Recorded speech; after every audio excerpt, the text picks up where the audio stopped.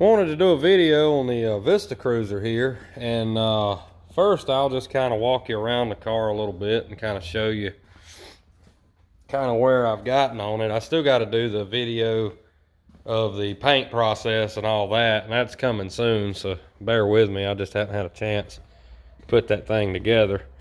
May try to do that this evening if I think about it. Getting ready to go out of town. But what I wanted to show you was I've been working on the window here, and I got my rubber from a company called Eynstein, and I'm not kidding about that, that's the name. And I got my window channel rubber here, and I got $140 two-piece rubber here, and so far so good. So everything shuts up like it's supposed to. But what I wanted to show you was I was having trouble with my power window motor, the thing not wanting to work. Well, what I come to the conclusion was it was this goofy factory ground switch over here. And basically what that does, there's a white wire that comes out of this switch and runs over here. And when you close that, it simply creates the ground connection for the motor, and it makes it work. Well, it's gotten to where it didn't want to work correctly. So what I done is I took and I cut it, and I simply grounded the wire right here.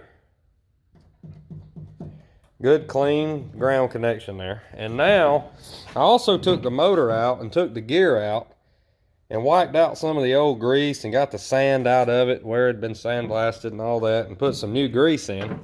Now I want to show you what we got here. Let me make sure this tailgate's shut all the way. Now the only thing about this is now there's no safety built in. The window will go up and down at all times at this point. So watch this.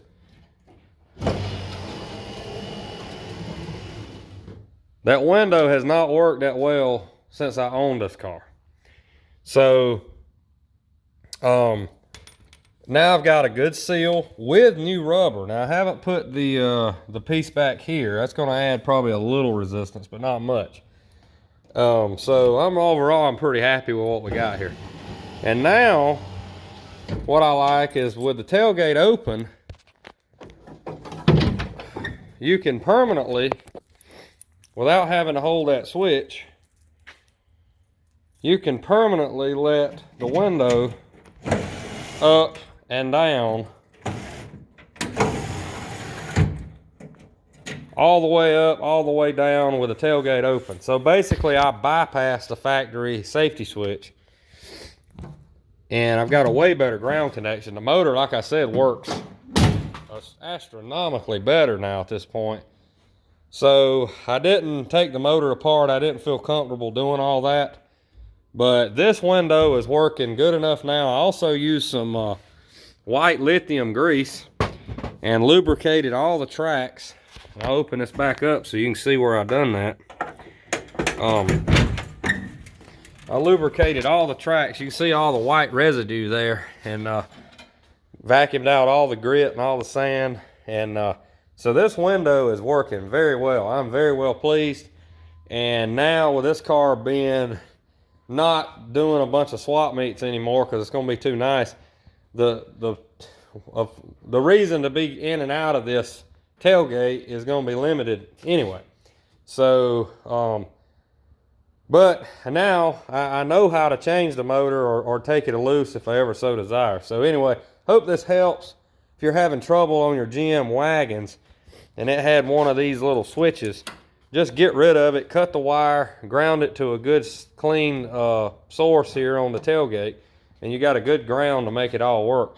And then the glass will work with the tailgate open. So anyway, just wanted to share that, and also talk a little bit about, again, these Eynstein pieces here for the rubbers. I highly recommend these parts. They're pricey, but it's the only ones, and that's the only company that makes the station wagon with the correct station wagon window channel. So it's new, and that's what we got. So thanks for watching, and we'll see you next time.